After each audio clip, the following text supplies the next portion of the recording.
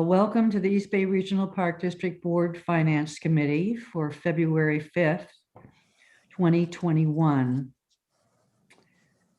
Pursuant to Governor Newsom's executive order of last year and the Alameda County Health Officer's current order, the Park District will not be open to the public, and the Board Finance Committee and staff are participating in the meeting via video conferencing.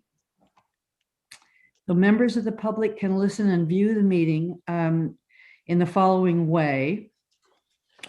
They can go to YouTube /4XCNOENKYGL. And if they want to come and provide board comments for this meeting, there are a couple of ways that it can be done. And actually the main person for you to know is Caitlin Stone. So you can, she's waving. So you can reach her by sending to her email cstone@ebparks.org or voicemail 510-544-2400. And you can also go to the EB Parks Zoom us/address. So I think it'd be simplest for you just to communicate with Caitlin as I look at all of these different options. And first, I'd like to ask Caitlin, did we receive any public comments prior to our meeting? Not at this time, Chair. Okay, and so what the plan is that people who want to comment to us have a place to comment at the end of the agenda. And so anything that you receive, I will ask you about that at the end of the agenda, Caitlin. Perfect, thank you. All right, so let me begin by introducing our new board committee. We didn't have a finance committee in January, but we're having two in February. And so I have Director Ellen Corbett and Director Elizabeth Eccles. Welcome. And then I'll ask AGM Deborah Auker to introduce the staff and speakers who are here to join us at the meeting. Deborah? Thank you, Director Lane. Today we have with us Deborah Spalding, our Assistant Finance Officer, who manages the majority of the Finance Committee. We have Michelle Strauss and O'Hara, Assistant Finance Officer, overseeing general ledger, accounts payable, payroll, and most of the accounting. We have Kim Belingett, our accounting manager, David Sumner, audit manager, and let's see, some other staff members. We also have some guests that are with us, guest speakers, and I will wait and have them introduced during the item that we are having them present during. We have members of our independent auditors, Brown Armstrong, and our investment advisors, PFM. Thank you. All right, thank you. So let's begin with our first item on the agenda, which is the annual financial audit planning memo for the year. And we will talk about the year ending December 31st last year and the engagement letter for this year. So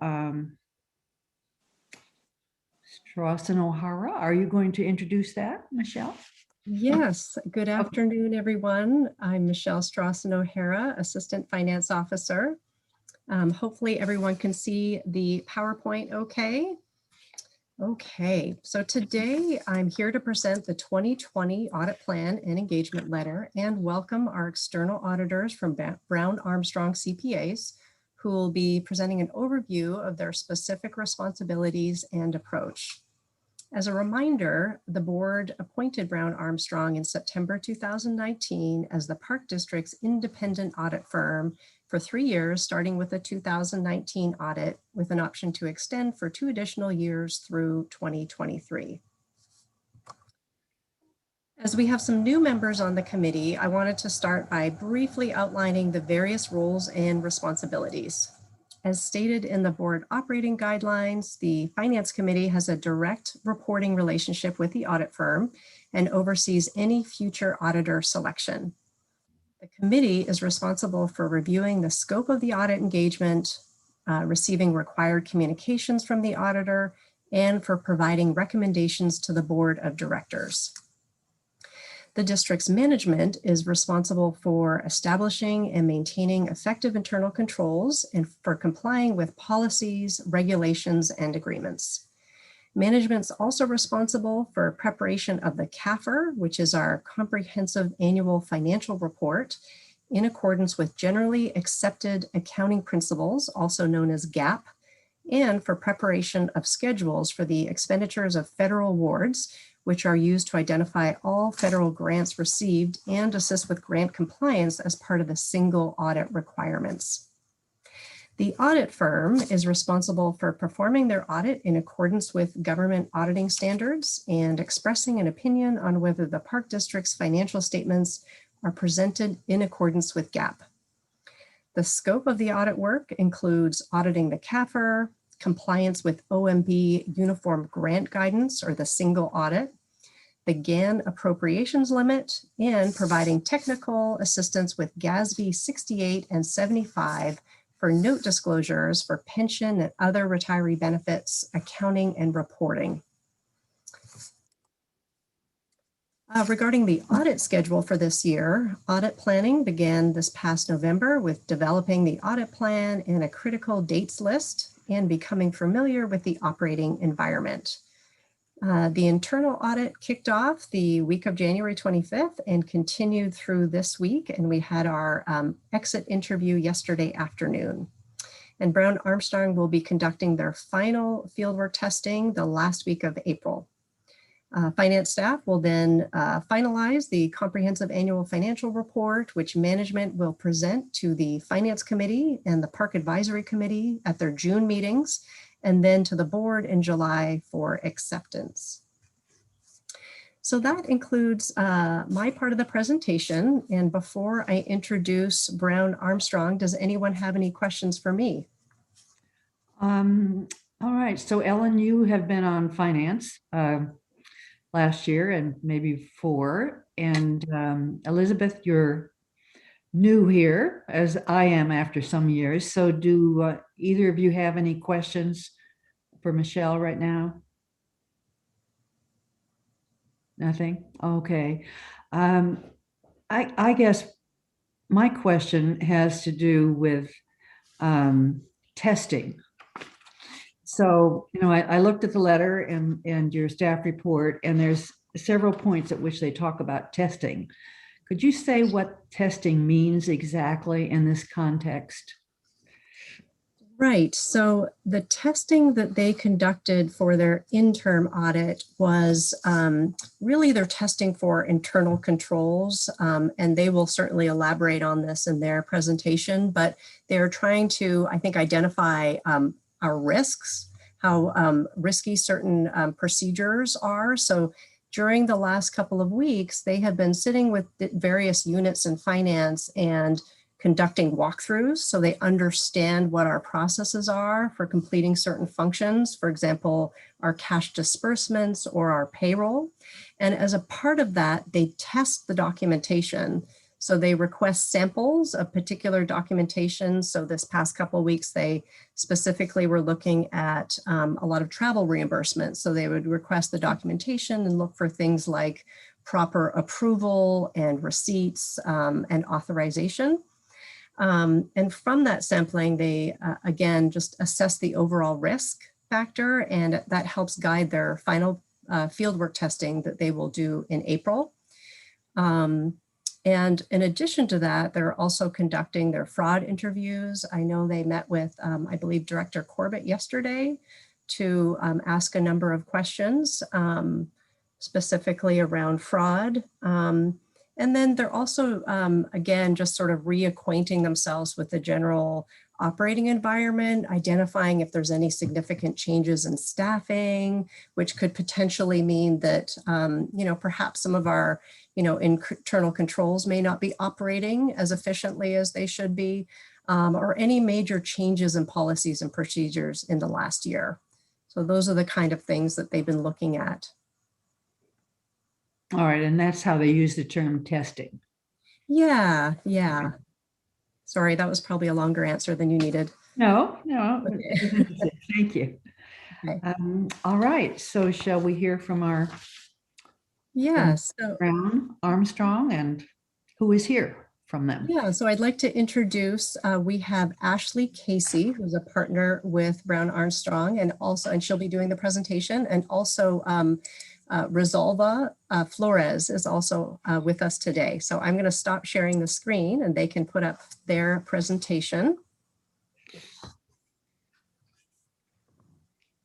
Hello, nice to meet you. I'm Ashley Casey. I'm from Brown Armstrong and I'm located in our Stockton office, and I'm here with Rosalva. I'll let her introduce herself. Thank you, Ashley, and good afternoon, everyone. And Michelle, thank you for that introduction. I am also a partner with Brown Armstrong Accountancy Corporation, and today we will be presenting to you the proposed plan for your December 31, 2020 financial statements. So Ashley has sharing on her screen some short materials that we just put together just to tell you a little bit about our planned approach. You know, obviously our objectives today are to provide you with this information, and we do hope and encourage you to ask us any questions, because we have developed our audit plan, but it isn't set in stone yet. So if you have any specific areas or concerns that you want us to look into, we can definitely incorporate that into our audit plan. And so also this meeting today kind of also allows us to have a continuous two-way communication between the auditors and you, the Finance Committee. Obviously, as we're going to be conducting our audit, you know, there's going to be several opportunities for corresponding and communication, but because we mostly communicate with your management during the audit, this is a kind of a good opportunity to raise any concerns or questions, or again, just make you part of our audit plan. You know, and obviously as we're conducting our audit, we are going to be making modifications to that plan. But, you know, after today's presentation, if we would have any significant modifications to the plan, we would basically communicate that with you before we made any significant plans. So that's kind of sort of like the quick introduction. As Michelle mentioned, this is our second year as your district auditors. You know, that is obviously an advantage in that, you know, we've already gone through the first year with, you know, documenting from scratch all of our understanding of your controls and procedures. So we felt that last year's audit went really smooth, but again, you know, it was a lot of documenting from scratch, getting an understanding of your controls, and now we've developed a pretty good understanding, so we feel that everything's gonna go a lot smoother. So as I stated, just a quick materials that we put together. We'd like to talk to you about the proposed engagement team. We're going to talk a little bit about the audit objectives, just kind of to expand and give you a little bit more information as to why the purpose of the audit. And then we're going to tell you also a little bit about responsibilities. I know Michelle kind of touched on that as well. Tell you a little bit about our audit approach and kind of how we conduct our audit, to also give you that information. And then we're going to get into talking about the reports that we are going to be issuing and their purpose. And then finally tell you about, you know, just to give you information on what's out there, GASB accounting pronouncements as they will apply to your December 31, 2020 financial statements, and also kind of tell you about some of those future pronouncements that are out there that, even though they're applicable to future years, you know, just kind of to give you that information, and, you know, sort of so that we like to summarize it so it's always in our radar. And so when your district is required to implement, you know, we've already had a good discussion and there wouldn't be any surprises. So that's kind of sort of what we're planning to tell you today. So with that, the proposed engagement team is on slide 4. and I will continue to serve as your engagement partner. I was the engagement partner last year. Ashley Casey, she's also an engagement partner, as I mentioned. She's going to be co-partnering with me on this engagement. She's going to have maybe a little bit more hands-on in regards to the audit, directly communicating with your management. I will be co-assisting Ashley, bringing the expertise on any technical matters, and also having and staying in communication on the day-to-day. And then last year we had Colin Lowe. He served as the engagement manager. He's going to continue serving on that role. And like I said, you know, he has now a better understanding of your controls, having gone through that first year. So he's going to be having complete oversight of all the staff, making sure that questions are being answered, that they go under him. And so he's going to do a thorough review of all the work that's done, and then obviously communicating with your management and also with Ashley and I. So then on the, Ashley, can you just go back one? Thank you. I just kind of wanted to mention, you'll see on the left, there's an engagement technical review. We feel that's a very important piece also as part of our quality control, because that person is an independent CPA that is also with our firm, but is not involved with the audit. And so we kind of like to bring someone to a final thorough review before we issue all of our audit opinions, because that person has not had any direct contact with the audit, but can serve as an extra set of eyes, and also, you know, just to improve our audit quality, to make sure that we didn't miss anything, and that, you know, all of our work is up to par with all the standards. So that person has been designated as Lindsay McGuire, and she also brings a lot of expertise in that she works on a lot of large county engagements. So that's kind of the proposed engagement team. If you don't have any additional questions on that, I'll have Ashley go to the next slide. Okay.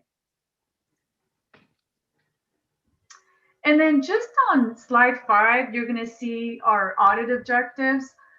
You have obviously engaged us to perform an independent audit on your financial statements. So at the conclusion of our audit, we will be rendering an opinion on the results of our audit.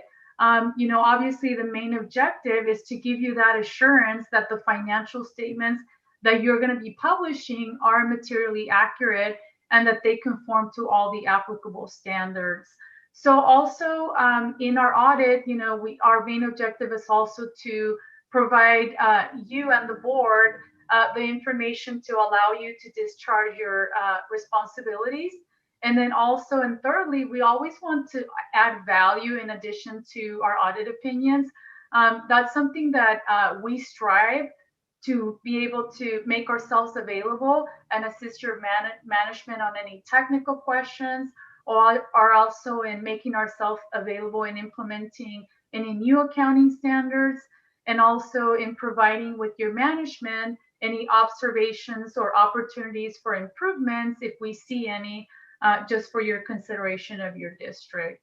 So that's kind of sort of the overall audit objectives. Did you have any questions so far? Not hearing. Please go Okay. ahead. All right, and then just I kind of briefly touched on this already in the overall audit objectives. So I'm kind of going to go ahead and turn it over now to Ashley, and she's going to tell you a little bit more about our audit plan and the audit responsibilities. Thank you, Rosalba. And I know Michelle highlighted a lot of the audit responsibilities in her summary, but we prepared a slide just to give you more of a black and white as to what responsibilities fall under the auditor as well as the finance department.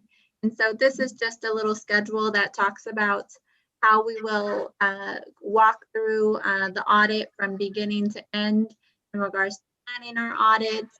And then once the district has closed their books and financial records have been closed and information is ready to be audited, then we will go in and perform a lot of our audit procedures. And so this kind of just gives you a clear direction about what responsibilities fall under the finance department. We utilize them a lot in receiving all of the records and information that we require for testing. And just to give you a little bit of summary, last year when we came out, we were actually on site. It was before everything closed down. So thankfully, since it was the first year, we were able to begin that relationship and obtain a lot of documents on site, and then transition through to doing everything remotely. So we did experience that last year. So this year went really smooth, as Rosalba and Michelle had mentioned, and we did provide through Zoom calls information that we were able to do walkthroughs and actually see the systems by sharing the screen like we are today. So a lot of those resources have helped remain everything smoothly and in that process. But I'm just going to move on to the next slide, and it goes a little bit more in detail about the actual audit approach. And that's kind of some of your questions that you kind of had, Beverly. And so as Michelle mentioned, there are different phases through the audit that we go through, starting with our audit planning, that we've prepared our audit plan, and these are some of the detailed tasks that get completed. And then what we did just complete this week, this past couple weeks, was our interim field work. And that's where, as Michelle mentioned, we did a lot of our internal control walkthroughs and obtaining examples and performing our fraud interviews. And so in preparation for final field work, that's when the district will be completing and closing their books. And then we'll come out and do a lot of our substantive audit procedures. And substantive audit procedures is where we're going out to review confirmations that have been sent to third parties to ensure that information is being reported in line with the expectation of confirmations that we received from investments or different contracts in that manner, as well as complete our single audit procedures, any final analytic reviews. So we'll compare information from budget to actual, as well from last year to the current year. And then we also complete our agreed upon procedures for the appropriation limit. But as Michelle mentioned, as we go through each phase of the audit, we do meet with the staff of management and communicate with them if anything comes up to our knowledge of anything that we have questions on, or if we see something abnormal that maybe needs additional clarification or recommendations on procedures. So we're thankful to say that there hasn't been any, going through our first phase, and we'll continually have that conversation with management if anything comes to our knowledge. And we'll be following up on recommendations that were given in the prior year as well when we come out for our final fieldwork phase. And then once we complete our fieldwork and testing, we'll have wrap up and completion procedures. And that's kind of where we're going through the process of reviewing the financial statements, the CAFR in a whole, and that's in regards to reviewing with checklists, that requirements of the GOA, and as well as generally accepted accounting principles to ensure that the district is reporting everything accurately. And we'll prepare all of our draft reports for our presentation to management, so we have a discussion with them before they come to you guys, as mentioned in June for our meetings. So that's kind of a general overview, but if you have any more questions, Beverly, that we might be able to answer that maybe Michelle hasn't already answered. No, this is really helpful, and it's helpful to have all four phases here too. So thank you. You're welcome. So I'm going to turn it back over to Rosalba to talk about the reports to be issued. Thank you, Ashley. So obviously, once we complete our audit, our main objective is to be able to release the reports again. These will definitely provide the public with more assurance that your financial statements, as we publish them, are materially accurate and fairly presented in accordance with all applicable standards. So, the main opinion on the financial statement that you'll see incorporated in your CAFR, again, that'll basically reaffirm whether management's assertion is in fact accurate. And then we talked a little bit earlier also about our independent auditors report on internal controls.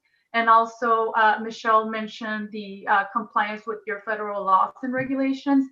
All of these reports, as you'll see, they are required by our standards that we are required to follow, the government auditing standards, and also generally accepted auditing standards.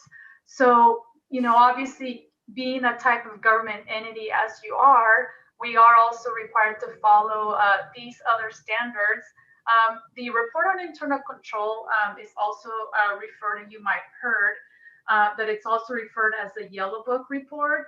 And so with this report, we are basically required to provide you with our information on whether your district comply with all your laws and regulations. And if there were any instances of non-compliance, then we would be required to report that to you in this report.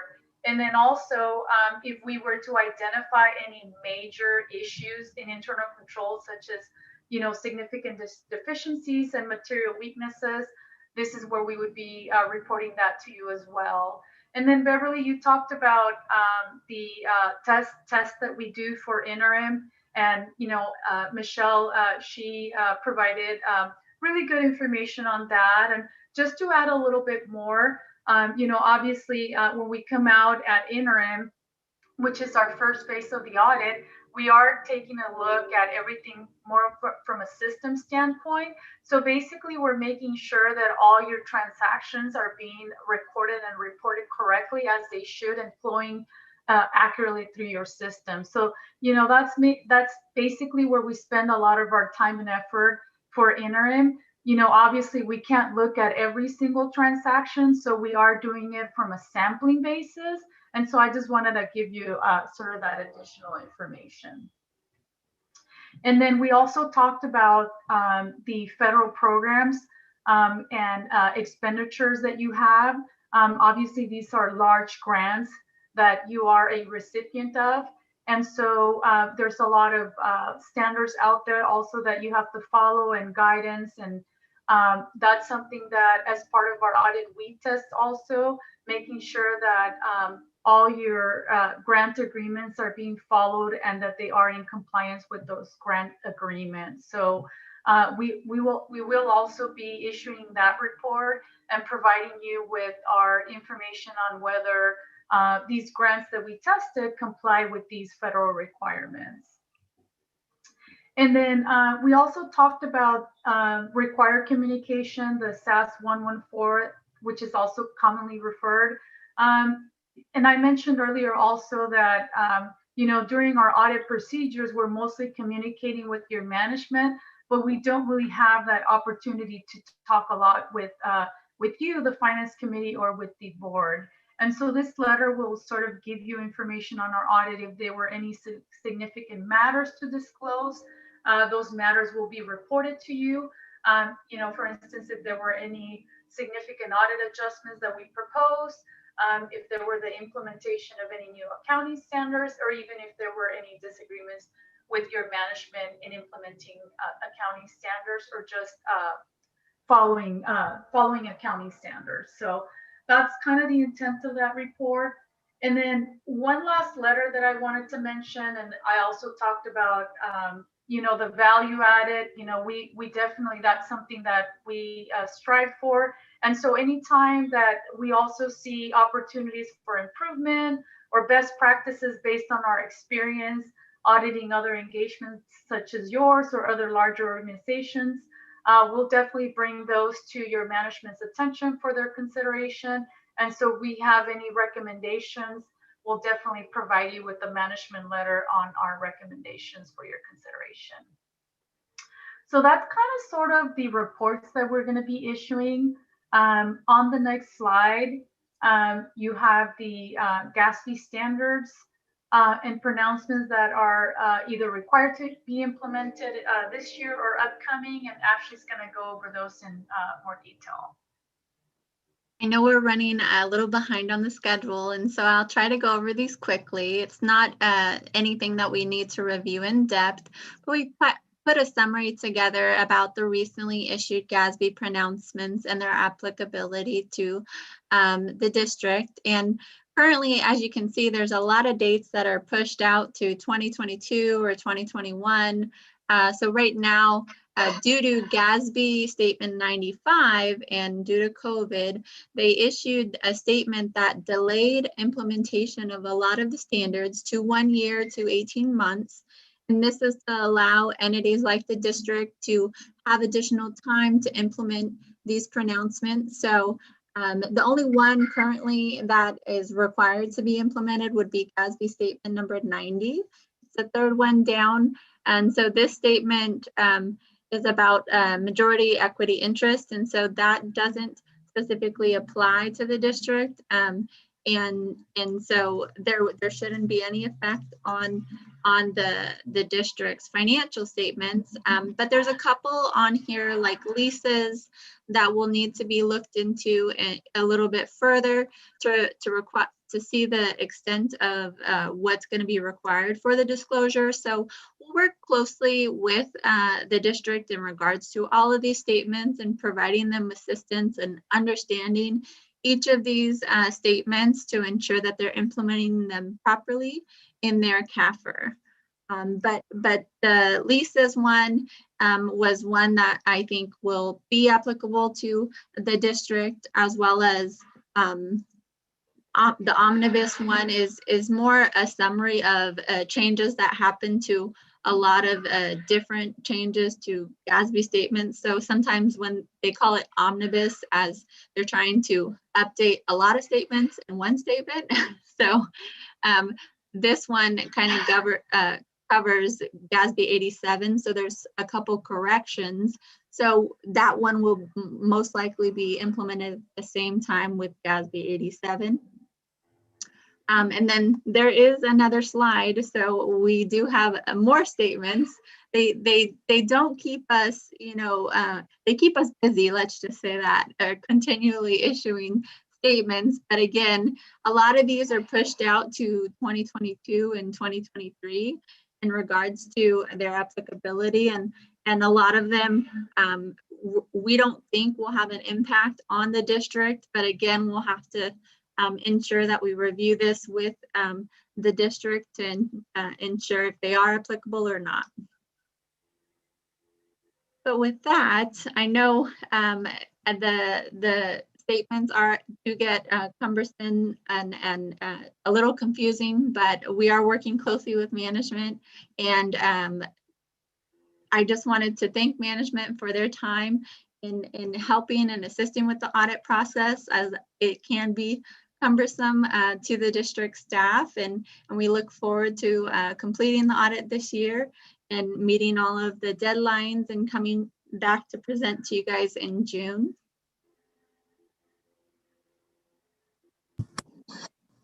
Okay, thank you very much.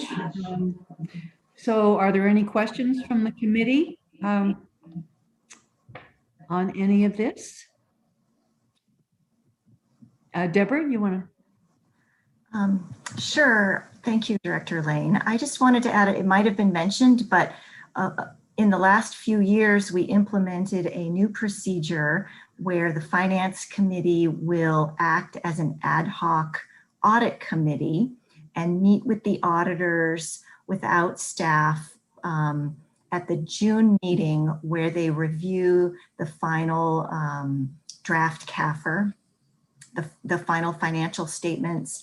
And so this committee will have an opportunity to speak with the partners of the independent audit firm and ask any questions or get any information before we go to the regular Finance Committee, where the committee considers and accepts the report. So that's a new step that we put into place a couple of years ago. Just wanted to let all of you know. It takes about 20 or 30 minutes. We used to do it over lunch, so maybe we'll be able to do that this year. We'll see. Okay, and you usually schedule it at that June 25th meeting, Correct. Correct. and that's the first part of the meeting, essentially. Yes. Okay. Okay, good to know. All right, so Elizabeth or Ellen, do you have any? Her hand up, Beverly. Oh, I see. Okay. Ellen. Thank you. I do have a few questions. I have 3 general things. 2 are questions, and I guess one's more something besides a question. On the leases that need to be reviewed under the GASB new rules or regulations, are we referring to leases that we enter into with outside entities, or leases where we're leasing property, or both?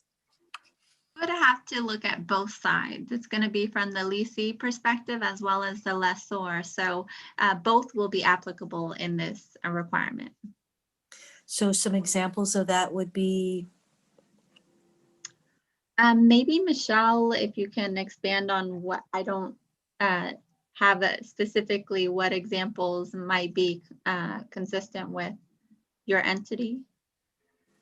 Yeah, Maybe cell towers? that was the example I was going to give. Yeah, exactly. That's one that comes to mind. I know that Kim Belingett, our accounting manager, she's starting to summarize all of our leases so we have a good handle on what we have. But certainly, yeah, I don't know if Kim has anything else to add, but certainly, yeah, cell phone towers would be a good one. Okay. And I think we were doing some research to figure out if land leases was applicable as well. Yes, we have some of those too. Yeah. And then my second question is, obviously we all on this committee understand some of the standard operations that you're talking about with regard to audit. But I would like to know if you could expound a little further on, with regard to the fraud evaluation, what sorts of things you're looking for, and maybe more of a definition of what you mean by fraud. Sure. So throughout our procedures, we do fraud interviews with different levels. So like I mentioned, I interviewed you in regards to fraud, but also different levels of management as well as staff. And that's so we can get a perspective of every level of the entity and any considerations or something that might come up.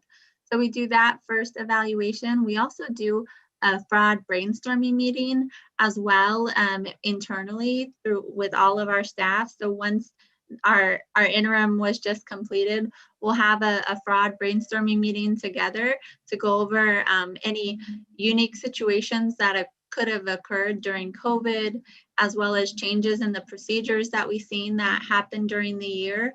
And if there's been any significant departures of staff or positions that maybe need to take a deeper look at to ensure that controls that were working in that position continue to work, because sometimes that's where the oversight could happen as well. And so we take a look and try to bring things up that are new and different each year. So it's not like it's a surprise, but we try to surprise the staff and management as to, have you looked at that process or something like that before, or considered it? So we look at those perspectives. We do testing in regards to credit card testing as well as travel.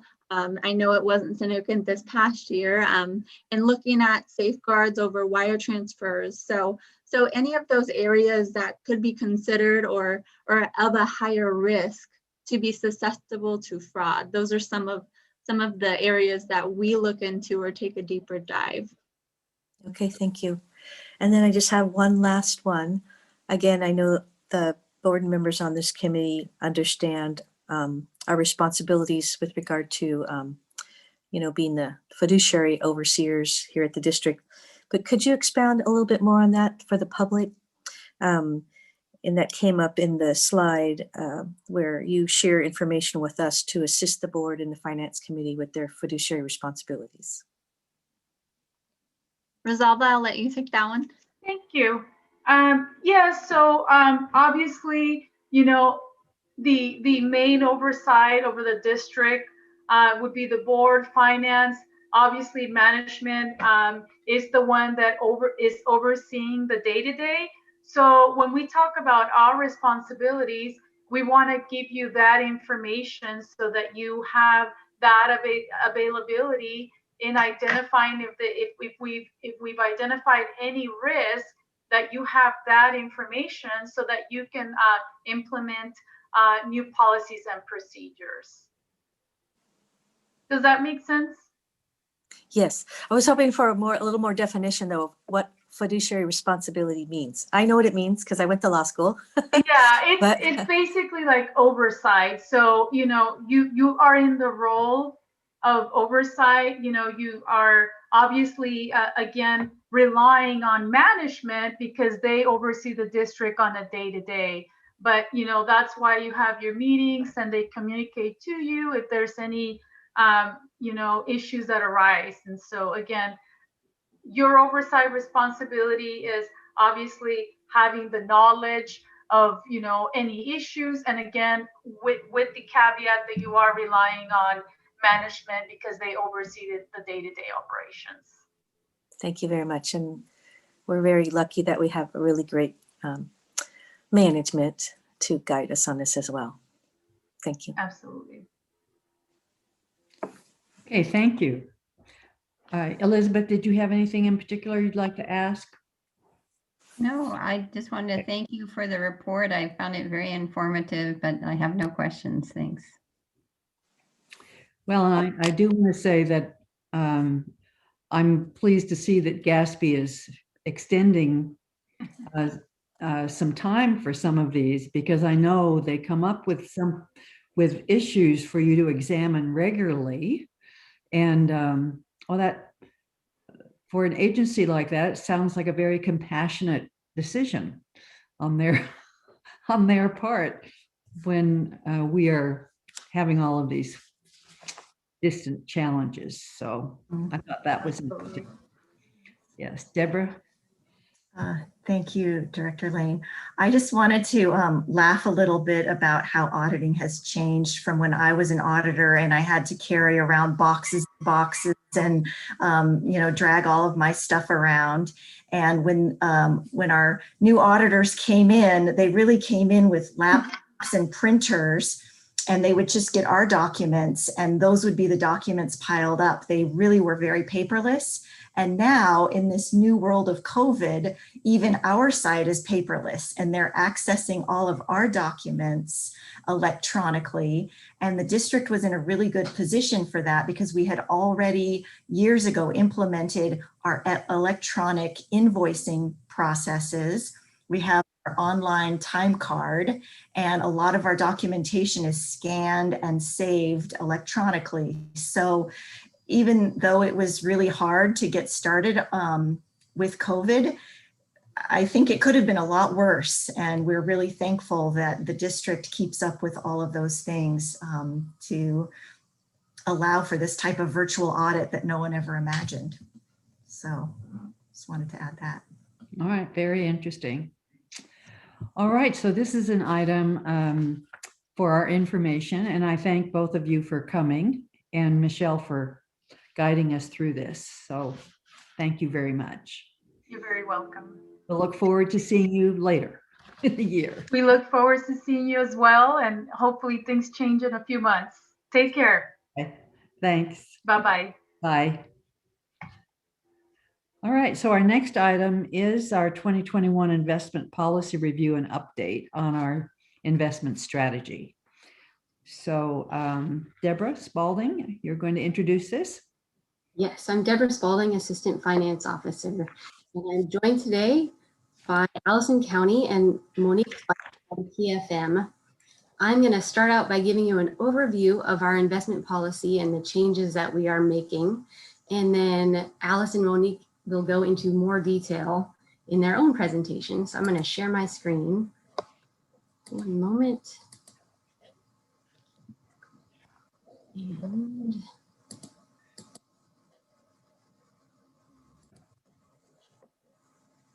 all right. We'll just move ahead here. Can you guys see that all right? Yes. Yes, All right, so first I'm going to take a step back and talk about what are the Finance Committee's duties as related to investments. So first off, the board treasurer is responsible for overseeing the investment policies. And it does say plural policies because we not only have the one that we're talking about today, but we have two others. One is for our retirement plan, the commonly known as the Transamerica Plan from before we joined CalPERS. We have a closed plan for our retirees, and that has its own investment policy. And we also have an investment policy for our pension trust. The Finance Committee is also responsible for reviewing and recommending for approval the investment policy, which you're doing today, and quarterly investment reports. And so you'll get those every quarter, as it says, typically 2 months after the end of the quarter. So next month in February, you'll be seeing the December 31st investment report. And then lastly, the Finance Committee is responsible for receiving updates from the district's investment managers and advisors. And so today we have PFM with us, and they actually join us almost every quarter to walk you through the quarterly report, which is incredibly helpful, as I'm sure you will see with today's presentation. So what does the investment policy do? It's not actually required by government code, but it's definitely a best practice, as is reviewing the investment policy every year. So the government code says that the local agency governing board is the trustee, the fiduciary, there's that word again, and is subject to the prudent investor standard. So what is a prudent investor? They define this a little bit more. They say must take into consideration the general economic conditions and the anticipated needs of the agency, that a prudent person acting in a like capacity and familiarity with these matters of use in the conduct of funds of a like character and with like aims to safeguard the principal and maintain the liquidity needs of the agency. So the two things I underline there are safeguard, really safety of principal, and liquidity. So those are the two primary goals of our investment policy and of really any investment policy. So safeguarding principal and making sure that we have the cash available when we need it. So when it's time to make payroll every 2 weeks, we have the cash on hand and it's not tied up in some investment that we can't liquidate in order to meet those immediate needs. Now, our investment policy has two additional objectives: yield, which is earning returns. And so most policies have that. And then we have a fourth one, sustainability, which we're going to talk about more today, but that's a somewhat newer objective that's included in our investment policy. So reviewing and updating our investment policy keeps us on our toes, keeps us current with what the latest changes are in the investment environment and in legislation. So the changes that are proposed this year is just a high level look, and then you'll get more detail from PFM. Two of the changes are related to Senate Bill 998, which was passed in September of this past year. And it really increases the available investments that we as an agency have access to. So it increases the limit for commercial paper investments from 25% to 40%. And that's a certain type of investment that Allison will talk about more. In addition, the change in Senate Bill 998 allows us to invest in securities issued or backed by the US government that could result in 0 or negative interest rates. And so you might be wondering, why would we want to add that to our policy? And again, it's related to the current investment environment where there now is a chance that the government could end up issuing some treasuries that would result in 0 or negative interest rates. So we want to add that to our policy. We hope that we will not have to use that, but in the event that that's what we have access to because of their safe investments, now we will have that written into our policy. Another change that we made is extending the timeline for our municipal bond investments so that we can invest in them for beyond a 5-year time period. And so this is something that we added to our investment policy back in 2018. We made it possible for us to invest beyond a 5-year time horizon, which is the standard by state government code. And so we got specific authority to invest for a longer time horizon. And this year we're adding that authority for municipal bonds. And the reason we do that, and the reason we've actually started investing in some longer term investments, is because the return on our typical short-term investments is so low right now. And we are fortunate to have some ability to invest some of our funds for a longer term, that we won't need to draw on them for a while. For example, we have some of our permanent funds that we can never draw on. We can only use the investment returns to help with operations. So those are some funds that we can invest out longer and get a better yield. So again, these changes are all intended to respond to a changing investment environment.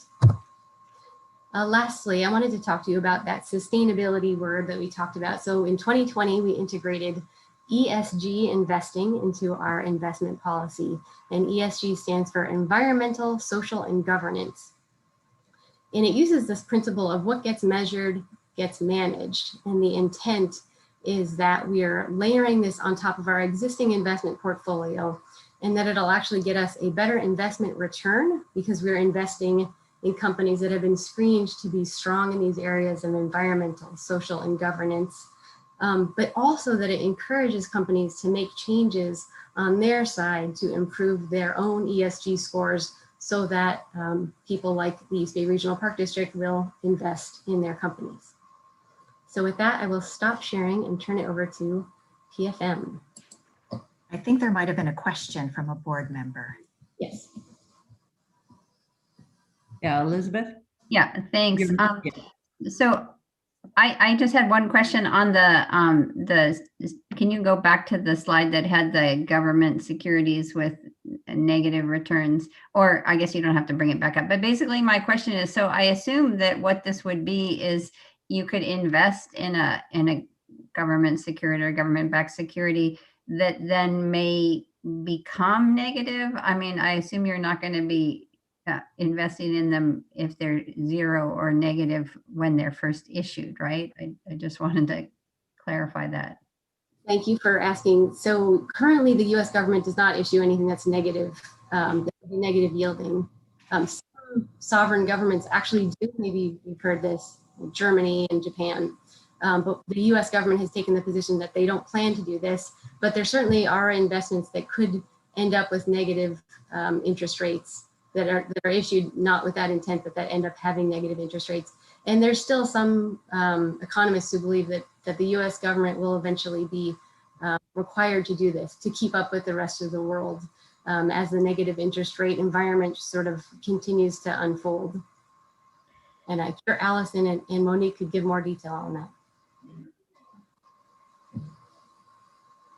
Okay, because I understand why something could become negative, but I'm not clear why anyone would invest in something that is issued as a negative interest rate. I mean, unless I suppose you think it's going to change. Yeah, we can put it out there as something that we hope we would not have to use. Okay. But because U.S. Treasuries are the safest investment, that's something we're always going to want to hold in our portfolio because it's so safe and it's so liquid.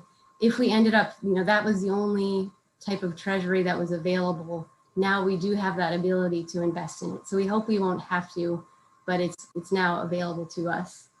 Maybe turn it over to Allison and Monique to tackle this better. Yeah, maybe perhaps Allison, we could start there. If you want to start, I can add some additional commentary about the whys and hows it can happen. So actually, Senate Bill 998, and I'll just pull up, 1 second, sorry.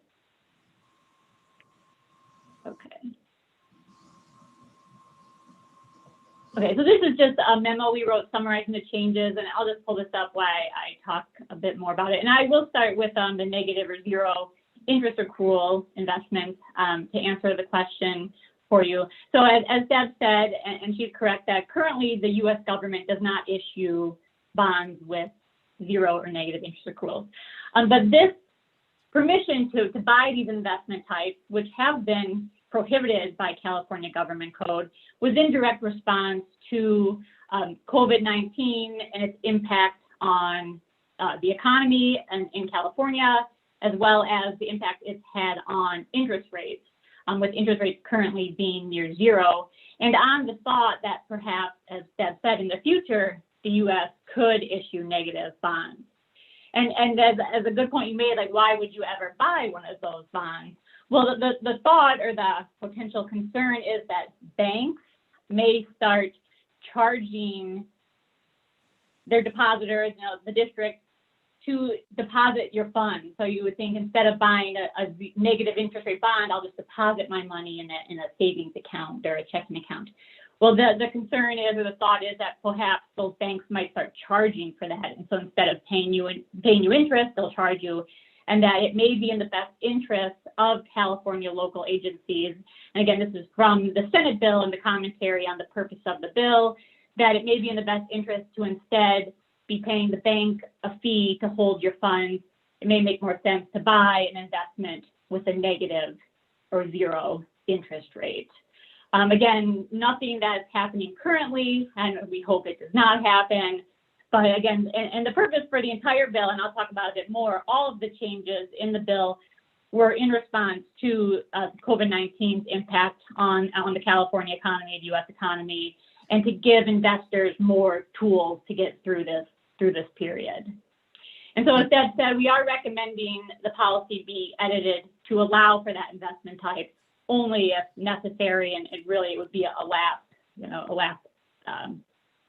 Right. Okay. So that answers my follow-up question, because I was wondering, well, why wouldn't you just increase your cash balance as opposed to buying something with a negative return? But if it's going to cost you to hold a cash balance, and yeah, I see it's the lesser of the evils, but it's kind of surprising. Okay. That makes sense to me. Thank you. Okay, great. Yeah. Allison, there's an end date to this bill and this regulation right. as well. So there's the 5-year, it went into effect on January 1st, 2021, and it'll be effective until January 1st, 2026. And that was also done because of the reason the bill was created, because, again, in direct response to the current situation. And so the thought is, perhaps in 5 years, this expansion of investment opportunities won't be necessary, because, the interest rate environment, the economy will be back. But also, just to kind of have a period to kind of test it out, to make sure that these changes are appropriate for the California local agencies, to kind of see how it is utilized by the various agencies, and then to give them time to make sure, it makes sense to continue it or not. So as of now, these changes do go away in 5 years. And so, as Deb said, and I'll just go into one of the other change where we recommended, I'll just expand this a bit. The other change we recommend is that increasing the amount that you may have in commercial paper from 25%, which was the limit, to 40%. Commercial paper is a short-term debt, a 270-day or less investment issued by banks or corporations. A code and your policy requires you to invest in only very high quality commercial paper, the highest quality A1 or A1 plus rated. And then, of course, limited potentially to 40%. And then also the code requires it be limited by issuers. So no more than, in this case, it says 10% in any one bank or corporation. So we are recommending you edit the policy to increase it up to 40%, just again to have the additional option should it be needed. Commercial paper does not play a very large role in the current strategy. How we currently manage the district's funds are according to a 1 to 3 year strategy. So most of the investments we buy are in that longer 1 to 3 year range. And then the district, maintains funds needed for short-term purposes, typically in liquid accounts, such as CAMP or LAIF or other bank accounts. So we don't buy a lot of short-term investments for the portfolio. But despite that, we still think it doesn't hurt to have that increase in the allocation, just in case the strategy would ever change. Perhaps you want to keep more money short, but not in an overnight account. So again, just to have the option available should it make sense for the district strategy. You know, the policy is pretty broad in terms of what it allows. It pretty much lines up with California government code. It's a bit restrictive in some places to increase the safety.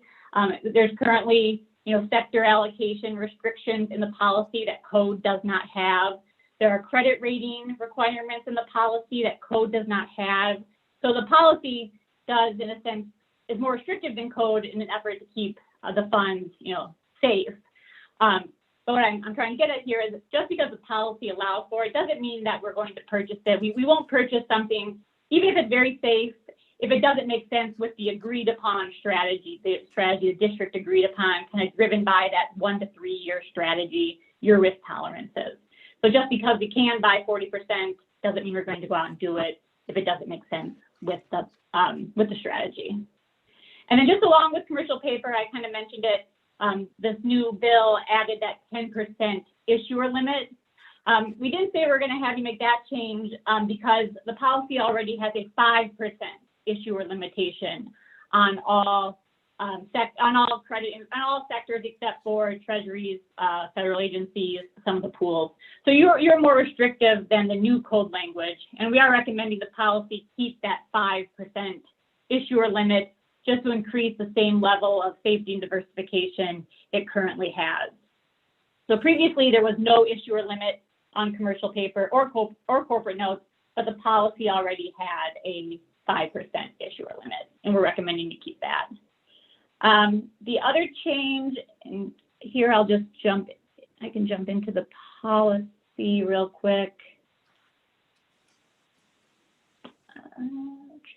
Sorry about that.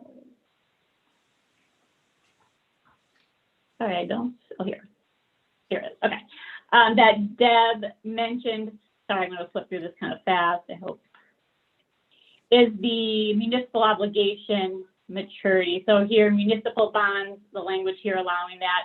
So the policy did have a 5-year maximum maturity. Code does not have a maturity limit on municipal obligations. Code places a 5-year maturity limit for most investment types, except for treasuries, federal agencies, municipal bonds. And as Deb said, the district, through the board, allows us to invest beyond 5 years, you know, when it makes sense. But as of now, because of policy language, we can do that only in U.S. treasuries and federal agencies. By getting rid of this language, we would just have the opportunity to buy municipal bonds beyond 5 years if it would make sense. Again, the portfolio strategy is a 1 to 3 year strategy. So we don't buy a lot of maturities beyond 3 years. We do buy some that are slightly longer. Sometimes security types have longer maturities, but shorter, you know, average durations or average life. So they still fit in the strategy. With municipal bonds, occasionally municipal bonds are issued. Well, they're issued, of course, maturities out to, 30 years or beyond. But sometimes you see them issued with 5 years and maybe a week, or 5 years and 10 days. So it would be something like that that would likely fit into the portfolio. Like a 10-year municipal bond would not likely fit into the strategy. But it just gives us a little bit more flexibility in a sector type, high quality, A-rated or above as required by your policy, in a sector type that's really offering a lot of value currently in this environment where interest rates are so low. So it's just, again, a little more flexibility in a sector that has been recently offering value. So I think that's the last one here. This change here is that, again, allowing investment in negative or zero interest rate accruals. I will just point out, because you like to see it, we crossed off here collateralized mortgage obligations. As I was reviewing this language to add the new language, just kind of comparing it to code, because as it says, a section in code does prohibit various investment types, including interest-only strips that are derived from a pool of mortgages. And then your policy had this collateralized mortgage obligations behind that. Code does not. And I just got rid of that to avoid any confusion when discussing investment types. Your policy does not allow commercial collateralized mortgage obligations. It doesn't allow mortgages issued by private companies or anything that's not a federal agency. Your policy does allow for federal agency-backed mortgage obligations, but that is it. So we just deleted this language. It does not at all change what we are allowed to invest in for the district. And that's the last change in the policy. If there are any additional questions, Monique and I are happy to take them. So in the staff report, you highlighted 4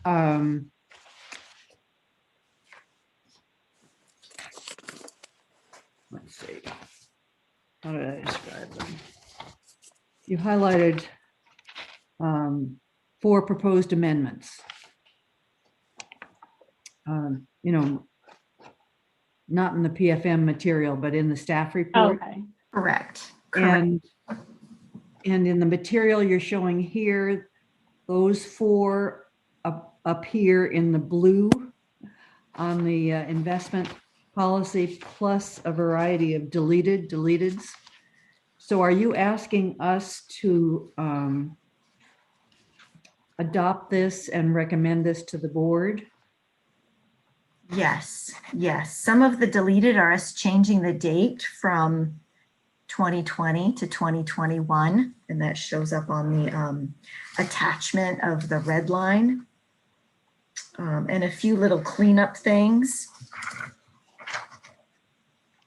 But the majority of the recommendation are those 4 items that we just reviewed, and those are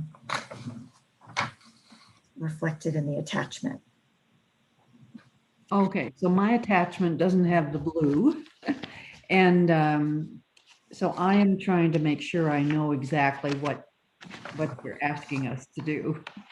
And does it have some underlined language? Sometimes it's in a different color, which may be hard to see. Mine's a little bit green shaded, but it's underlined. And usually there's a bar on the left-hand side of the document that shows anything that's been changed, even if it's removing a comma. So I'm sorry, the version is tough to read. It's an underlined in italic. Policy. So it'd be the underlined in italic language. Correct. Mine's not even italic. It's just underlined, and it's a green color in my colored document. Yeah, ours is all black and white. I apologize. Hopefully this won't confuse things more. There's the staff report and then there's the investment policy itself. yes, that's what I'm talking about. Yeah, and that's what Beverly's talking about. And so that does have, and I'm going to give you as an example, page 25. So that has some green underline, yeah, right there. At the top of the page there. Changes. And so I tried to call that in the staff report to explain them in a little more detail. But those changes in the staff report are the same ones that are in the investment policy. Okay, but the ones in the staff report don't have a number. Like so what you're saying at the top of 3 is 9.3, right? Correct. In the staff report, I tried to say refer to 9.3 at the end of the italicized section. Okay, so maybe I have that there. So like on page 18, I'm explaining the change in the commercial paper, and then it says see policy section 9.3 authorized and suitable investments commercial paper.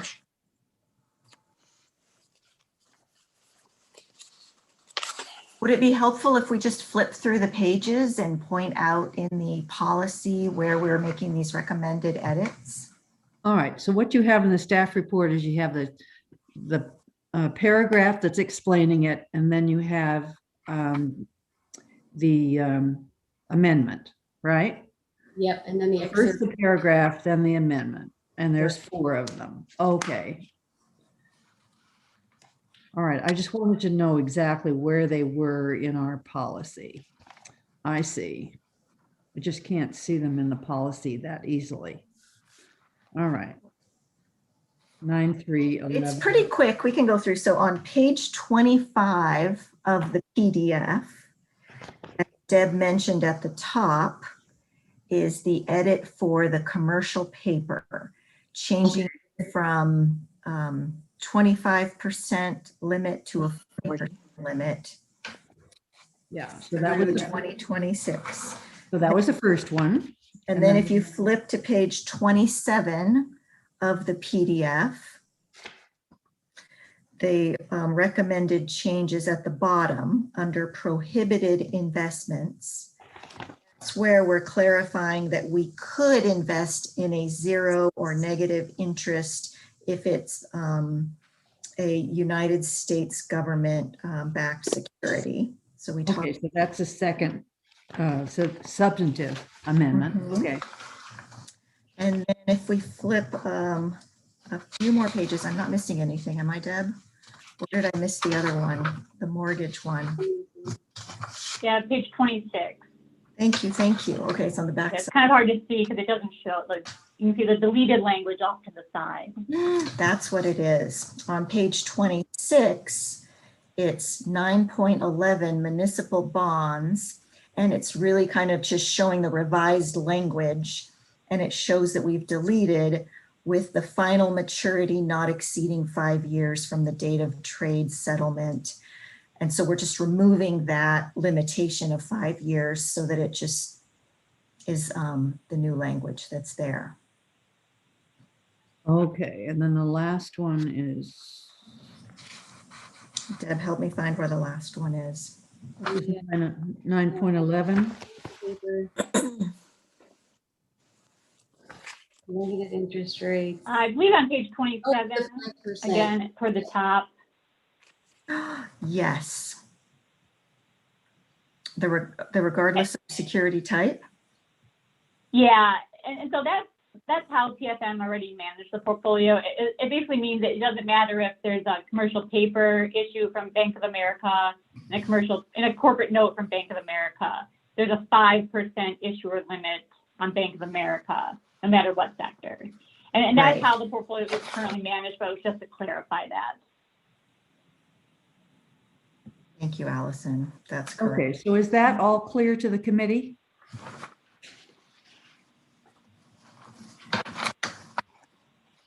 That was helpful. Thank you. Yeah, that was helpful. Okay. All right, Well, so do you want to add anything else? And then the question to the committee. Yeah, Director Lane, we can answer questions about the policy. We also want to talk to you about our ESG strategy. And if you would, we can turn it over to Monique to do that part of the presentation, and then we can take final questions and request action. Okay. Great. Thank you, Monique. You're on mute still. Good afternoon, everyone. It's 2021. I should be on the mute situation. Good afternoon, everyone. Thank you, Deborah and Deb. Management thought that it'd be great to give you an overview of the ESG strategy, as Deb mentioned in her presentation, the environmental, social, and governance strategy that overlays the strategy we're implementing for the district. This is a relatively new strategy, and we understand, of course, there are new members of this finance committee. So we thought it would be useful to go back to the beginning and really talk about what ESG means, and then how we're implementing it in the district's portfolio.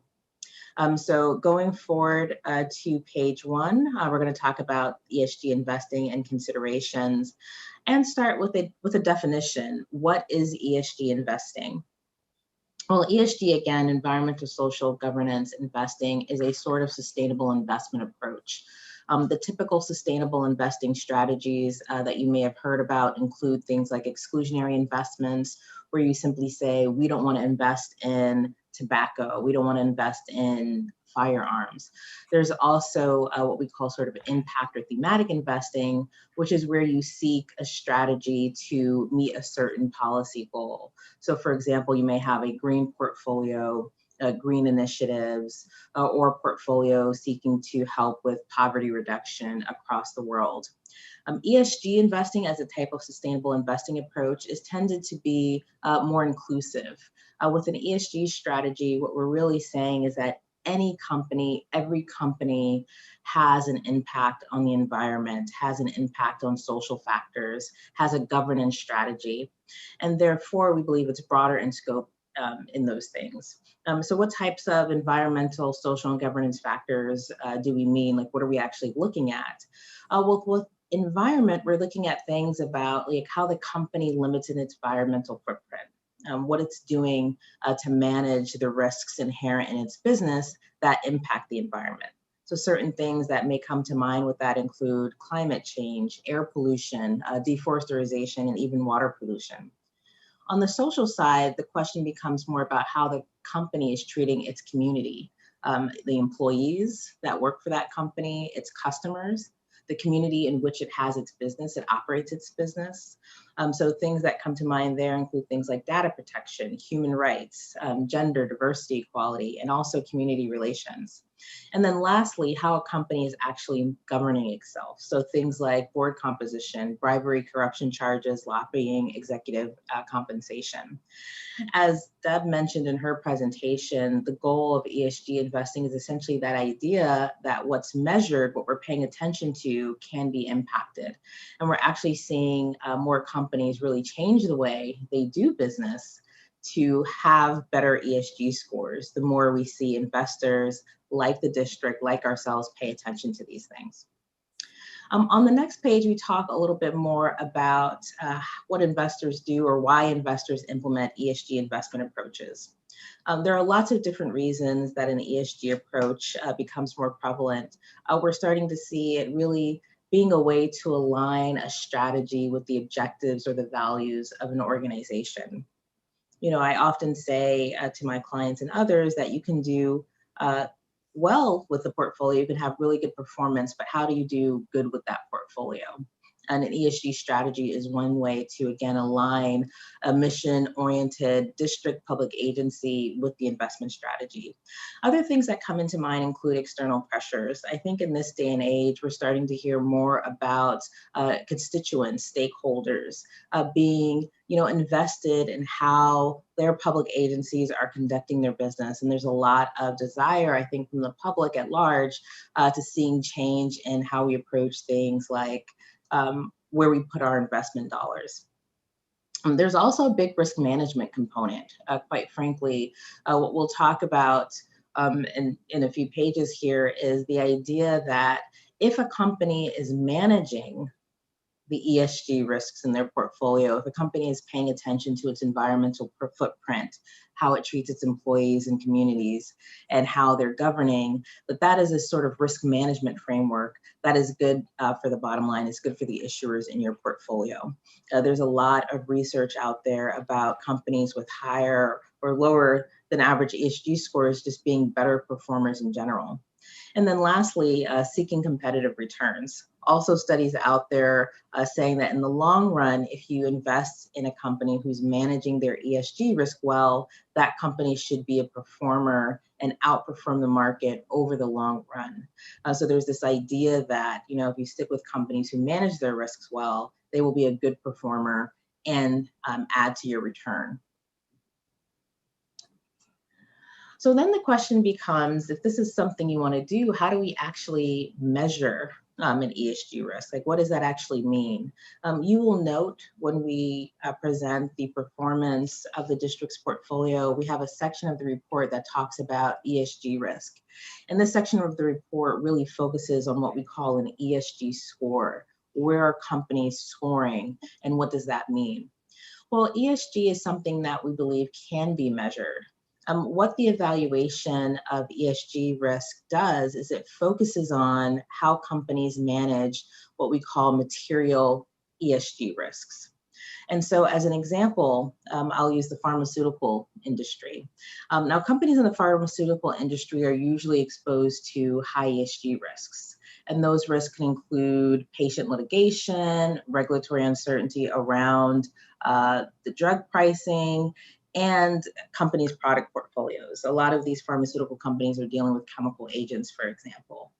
And if you are a pharmaceutical company, you are exposed to those risks just by the very nature of your business.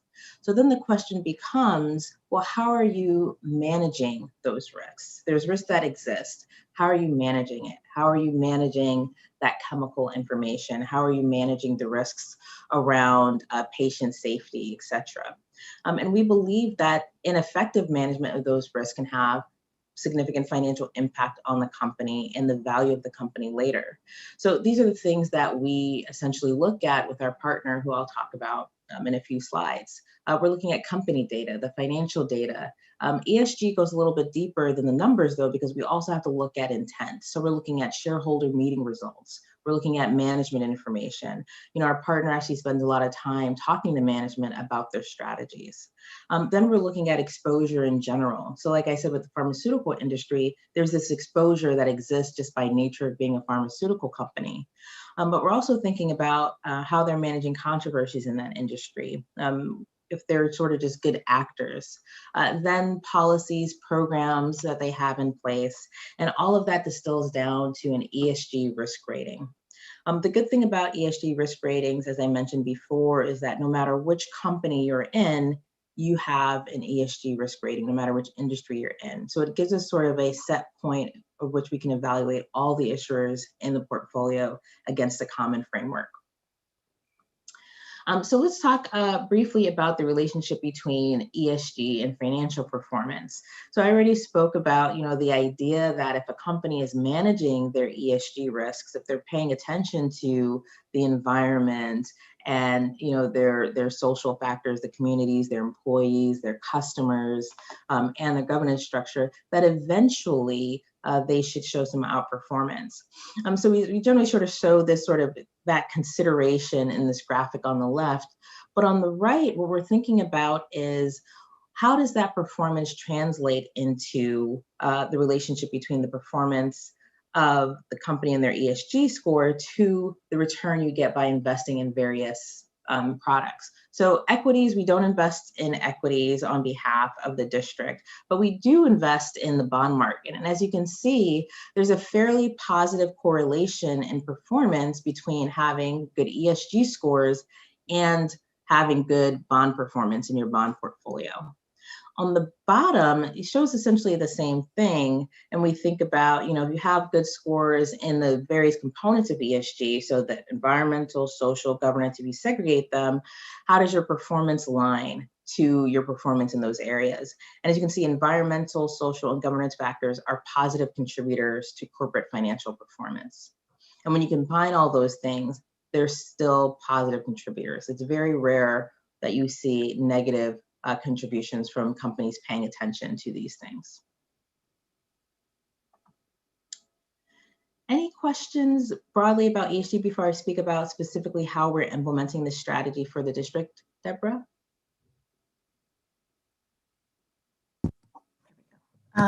Did you mention which of the investment types in our portfolio are being ranked? Because not 100% of our portfolio is being looked at. Can you go over that, Monique? Yes, I did not, Deborah, and that is the next section. I actually focus on that a little bit when we talk about how we're approaching the districts.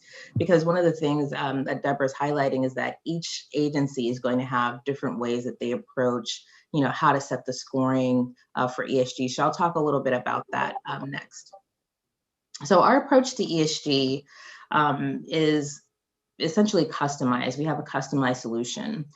And we leverage a partner that we did a lot of due diligence selecting to help us evaluate ESG criteria. So PFM, we manage assets for the district. We manage approximately 160 billion nationwide for a lot of public agencies, 50 billion of that of which is in the state of California. Our specialty is managing your portfolio and finding best-in-class management and looking to prudently manage those funds and provide you with a good return. So what we're providing is we're providing the investment strategy, we're providing the management, the measurement and reporting to the district. As part of our strategy, there are a couple of overlay things. One, we're doing credit analysis. So we do credit research on each and every issuer in the portfolio to ensure that they're credit worthy for investment. When you start adding the ESG related component, what we're looking for is a partner who can help us evaluate that ESG risk. And we partner with Sustainalytics. Now, what they provide is they provide the ESG risk rating and analysis. They help us pay attention to any what they call controversies, but we call alerts, just this is something to look out for these issuers. And they also help us incorporate various screening tools. And that's very important to the investment process when we talk about how we're screening issuers for the district's portfolio. On the next page, you can see a little more clearly about how our process combines with Sustainalytics process to deliver a portfolio for the district. So again, I talked at the top about what PFM is doing. We're the investment advisor. We're working with you at the top to evaluate opportunities, your objectives. We're analyzing cash flow requirements, working closely with staff. We're reviewing the investment policy statement to see what's allowed, which Allison just talked through. And then we're working to understand your ESG investment objectives. And this is where we talk about what those objectives are. So you can forward Allison to see, there you go. So a big part of the process is defining what the ESG criteria is. So we worked, very closely in hand with the district and with the finance committee, talking about what the investment objectives for the district were as it related to the ESG investment strategy. And so we came up with a couple of things. One, an ESG risk rating limit. The question being, how much ESG risk is the district comfortable having in its portfolio? And the district came up with an ESG risk rating that required an issuer in the portfolio to have a risk rating below 30. We do have some limits to that policy. And again, ESG risk ratings sort of go from 0 to 100, and 30 is sort of puts us right in the medium risk category, low to medium risk. The caveat to that policy was that the district would be comfortable with an ESG issuer with a risk rating between 30 and essentially below 40 if that issuer was in the top 25th percentile of its industry. Now, what does that really mean in practice? It means that there are some industries that quite frankly just have higher ESG risks just by nature of their very industry. And so what we wanted to do is not necessarily limit some of those industries, but encourage investment in issuers within those industries that were top performers. So essentially, if you're in an industry with higher than average ESG risk, you, company, are doing as much as you can to manage those risks compared to your peers. Now, as Deborah mentioned, this ESG framework really applies to certain issuers in the portfolio, bankers' acceptances, commercial paper, negotiable certificates of deposit, corporate and bank notes, and asset-backed securities. Essentially, those industries or issuers that have products to sell. So not necessarily US government securities, just essentially those sort of credit investment criteria. And that's where the majority of our ESG framework is applied.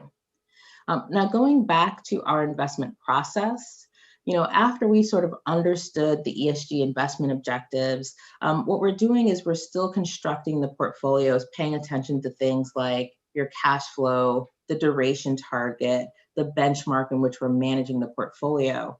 But then we use those ESG filters to essentially help craft our available network of bonds. Who can we invest in? After we've made the sort of broader strategic decisions on what we want to invest in, what's going to drive performance for the portfolio, then we use the ESG investment criteria to frame our universe of potential investments. And from there, we're implementing the strategy. The last slide is essentially a summary of the process that we've gone through for the district.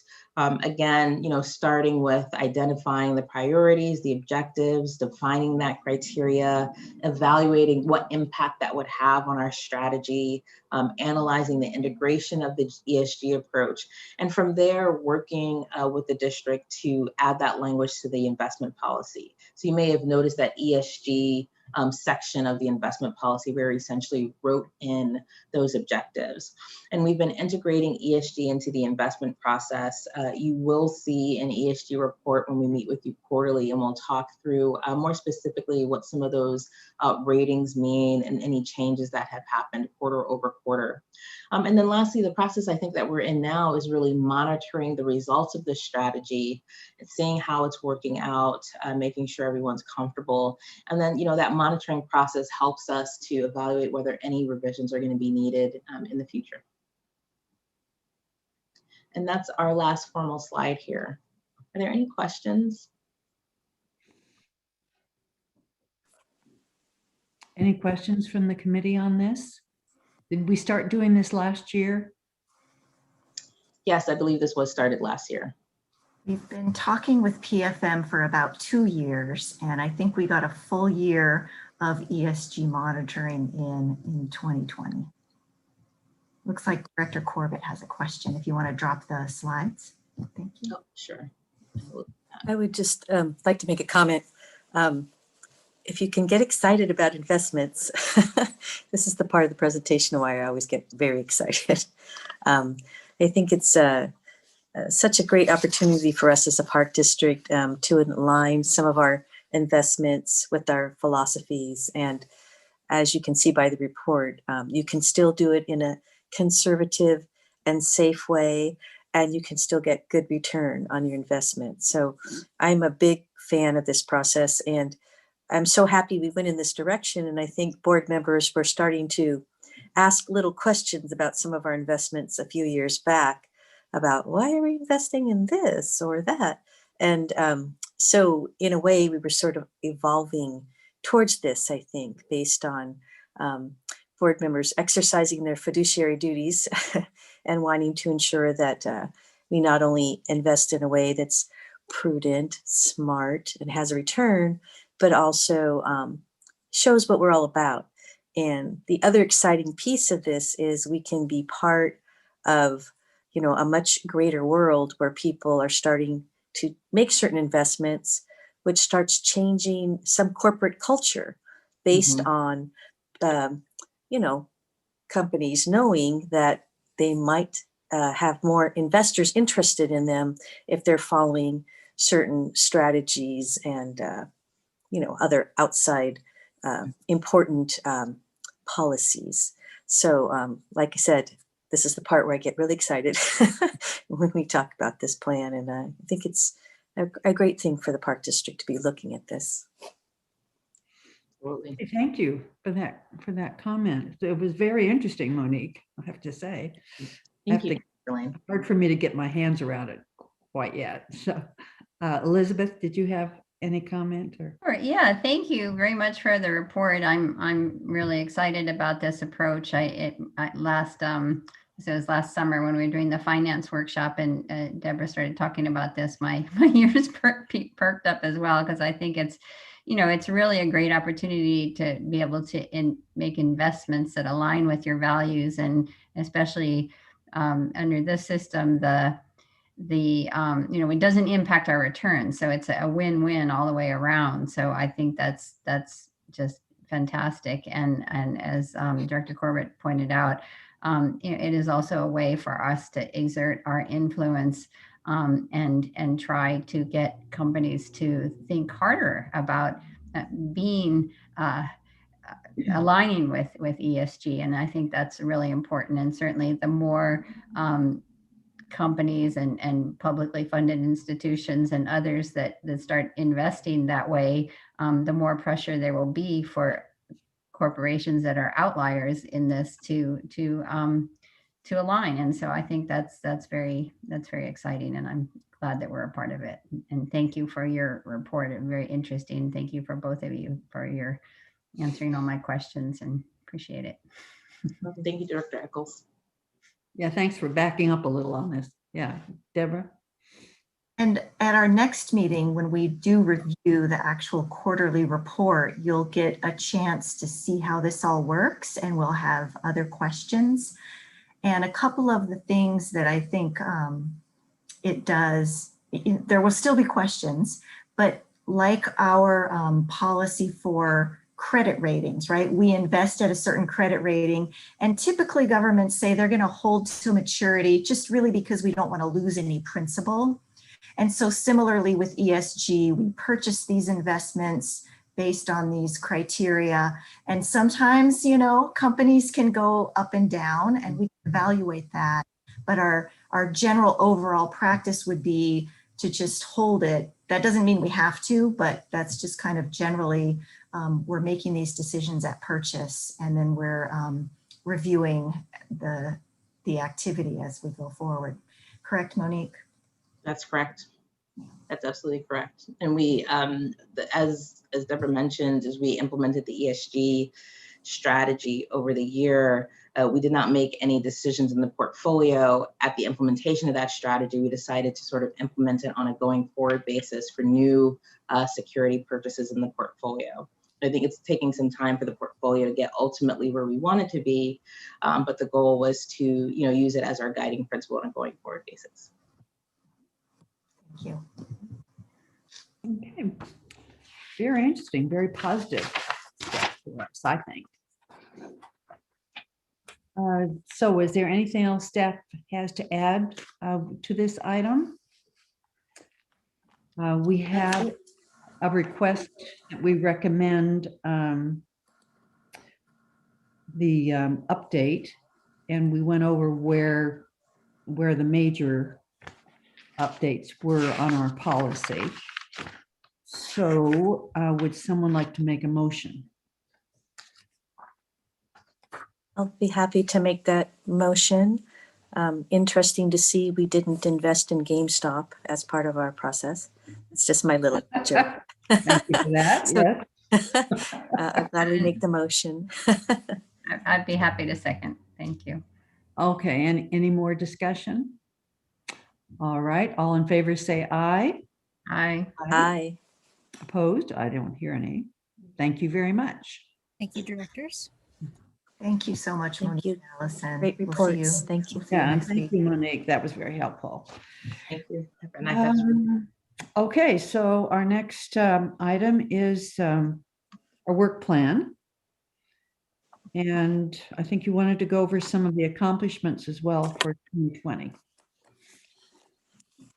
Yes, so I think Deborah and I will be tag teaming this. Just briefly, all the details are included in the packet, but we will start out by reviewing some of the highlights from our 2020 Finance Committee meetings. We only had 8 meetings last year due to several interruptions, but we did still manage to get all of our quarterly reports, which include job order contracting, the quarterly investment reports, and our quarterly financial statements. They all were reviewed by the Finance Committee, and we also got all of our annual reports completed and reviewed as required. And then we had a few special projects that we completed last year. Not as many as we had hoped for, but we did implement a reserve fund agreement with NIFWIF. I forget what the NIFWIF stands for, National Fish and Wildlife Foundation, as an alternative to setting aside millions of dollars in endowments for projects that we're working on. We have this reserve fund set aside with NIFWIF.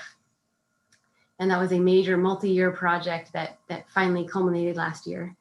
We also did some exploration of the Park District's long-term liabilities, and we'll delve into that a little bit more in this year.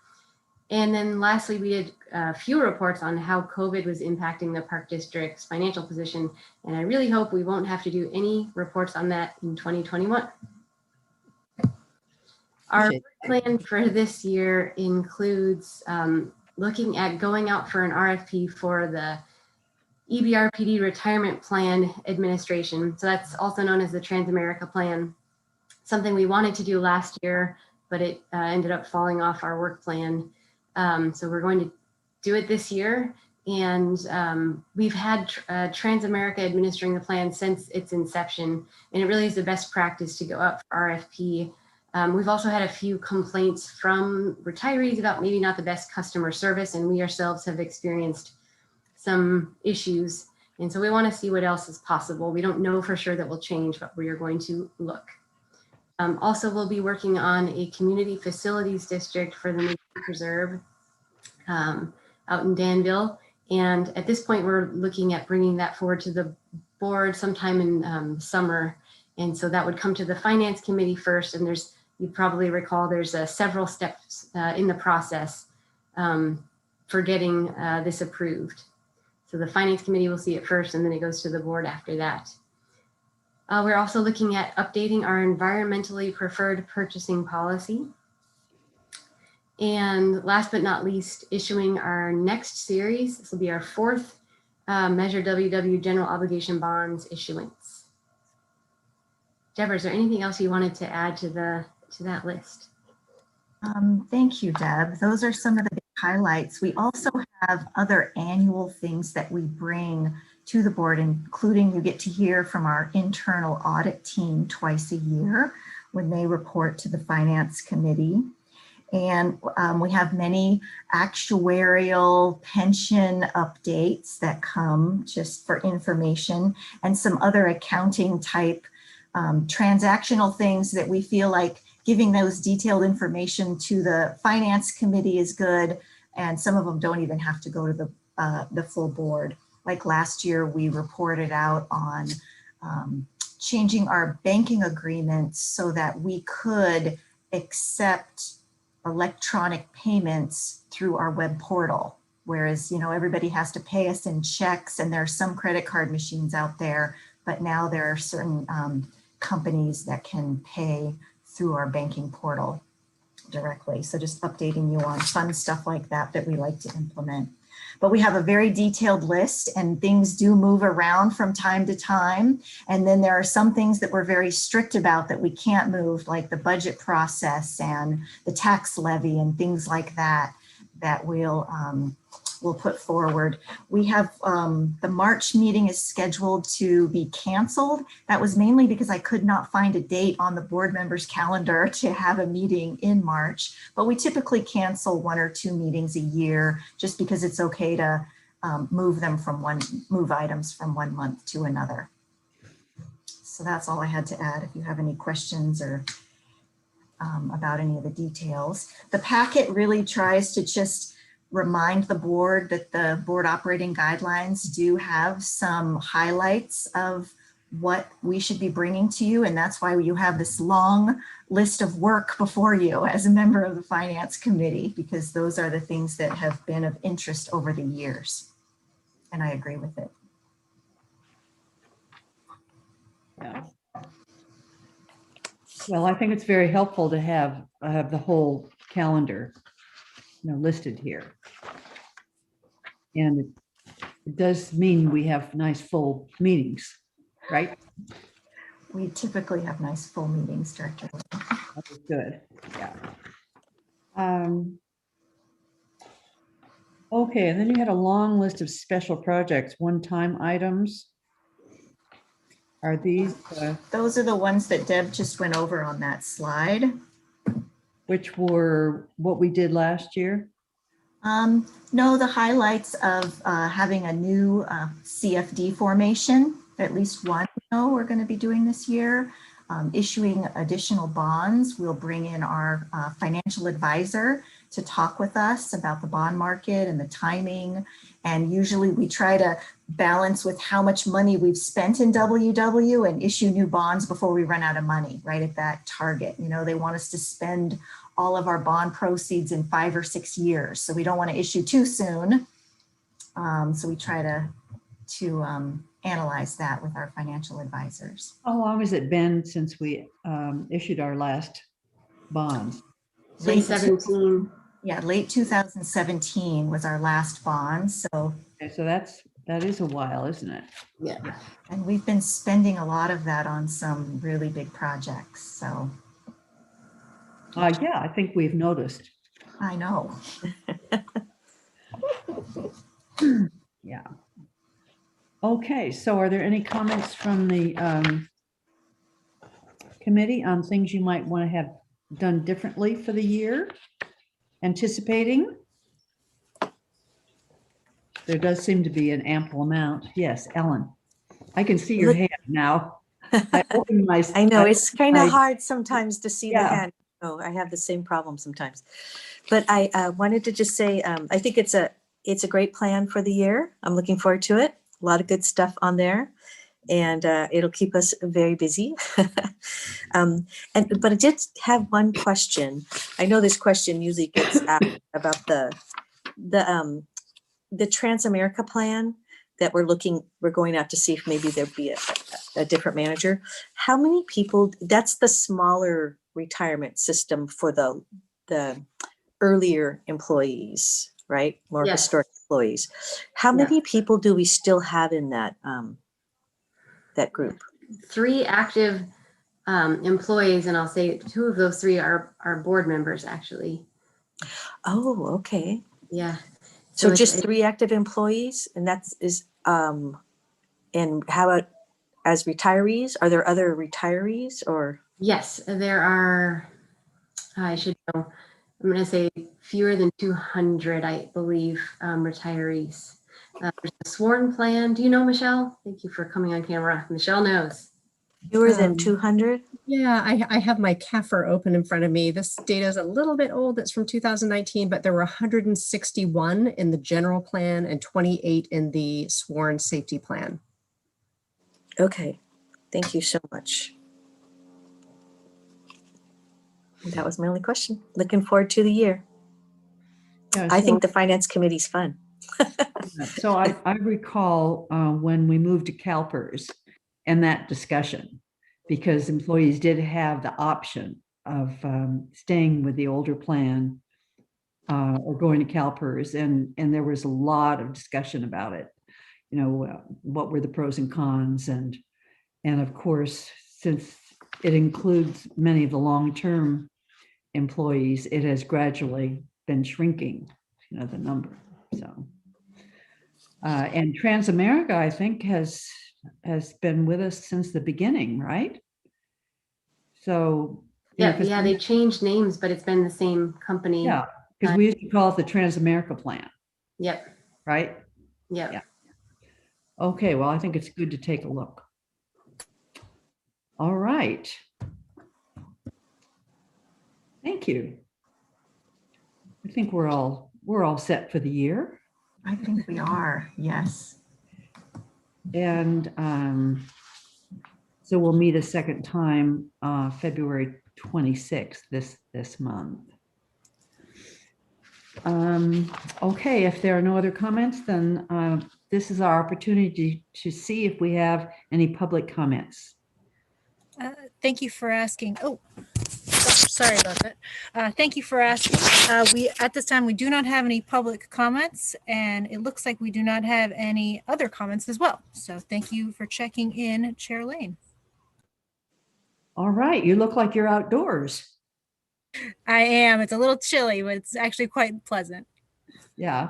Well, we're having spring in February, aren't we? For the next few days. Yeah. All right. Thank you very much for that, Caitlin. Okay. Any committee comments? All right. Oh, wait. Oh, yeah, Elizabeth. I would just like to say I'm really excited about being on the finance committee. I truly believe that the budget of an organization is its value statement, and of course we're also applying our values in investing. And so I'm just really excited about being part of this committee, and I love finance and numbers anyway. So thank you. Looking forward to a good year. Well, good. All right. I would make one last remark. I just wanted to note, Beverly, I think you'll appreciate this. It looks like the women are in charge when it comes to the finances based on all of our consultants, staff, board members, et cetera, management. I did notice, and you know, in past years, they used to say women weren't good with numbers, and I looked around here and there looked like a lot of number people doing this. So yeah, I noticed that too. Thank you for your comment, Ellen. Okay. All right. So Deborah, do you have anything else? No, I just wanted to thank you. It was a good first start to the year. And as always, I want to appreciate the finance staff. They really pull all this together and try to make it very easy to explain and understand for the board members and the public. And I really appreciate all their work. Okay, thank you for saying that. And that reminds me that one of the things that I would appreciate getting is a organizational chart Yes. from you. And I noticed in some things we had pictures, you know, on those charts. And I don't know if that would be possible, but I appreciate having the organizational chart and the job that each person takes. That would be a helpful thing for me to have in my file.